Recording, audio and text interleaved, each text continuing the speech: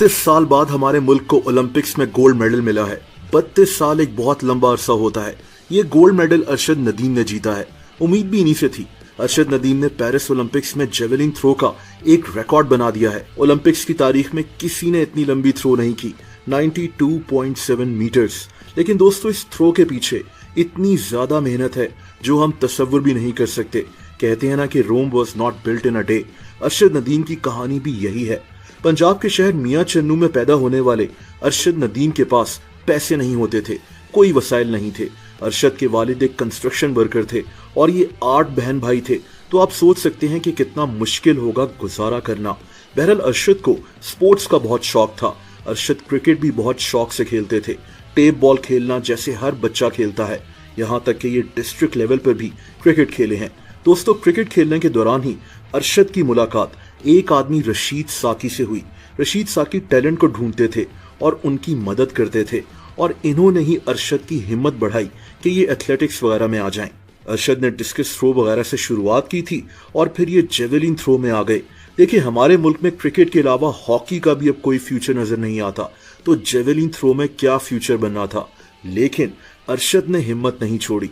Olympics में gold medal तो छोड़ें, अरशद के पास तो ट्रेनिंग करने के पैसे भी नहीं थे। जिस गांव में अरशद रहता था वहां के लोग पैसे इकट्ठा करते थे और अरशद नदीम को दूसरे शहरों में खेलने के लिए भेजते थे। ये जो ओलंपिक्स गोल्ड मेडल है, इसके पीछे ये कहानियां छुपी हुई हैं। दोस्तों, बेतहाशा लोगों की सपोर्ट से अरशद आगे बढ़ता रहा। वागडा, एयरफोर्स और दूसरे इदारे अब अरशद को ऑफर कर रहे थे कि वो इनकी एथलेटिक्स टीम में शामिल हो जाएं।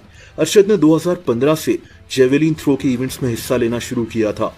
अरशद को कुछ स्कॉलरशिप्स भी मिल गईं और यूं इनकी तैयारी हो रही थी। दोस्तों, फरवरी 2016 में अरशद ने साउथ एशियन गेम्स में ब्रॉन्ज मेडल जीता था और यूं अरशद इंटरनेशनल स्टेज पर पहुंच गए।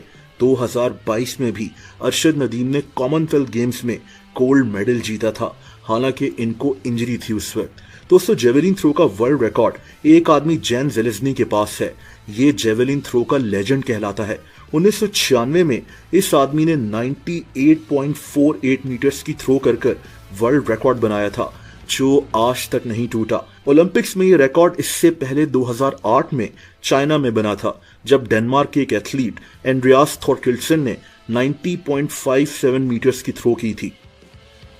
अरशद ने 16 साल बाद ये रिकॉर्ड तोड़ा है और फाइनली पाकिस्तान को इतनी दिहाइयों के बाद ओलंपिक्स में कोई गोल्ड मेडल मिला है। हालांकि अरशद ने खुद भी कई दफा कहा कि इसके पास ट्रेनिंग करने की प्रॉपर फैसिलिटीज भी नहीं है और इसी अरशद ने दुनिया भर के एथलीट्स को हराकर ये गोल्ड मेडल जीता है।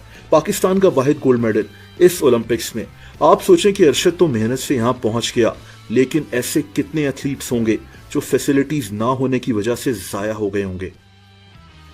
Arshad Nadeem of Pakistan was 5th at the Olympic Games in Tokyo last year. He was also 5th recently at the World Championships in Eugene, Oregon. They're looking to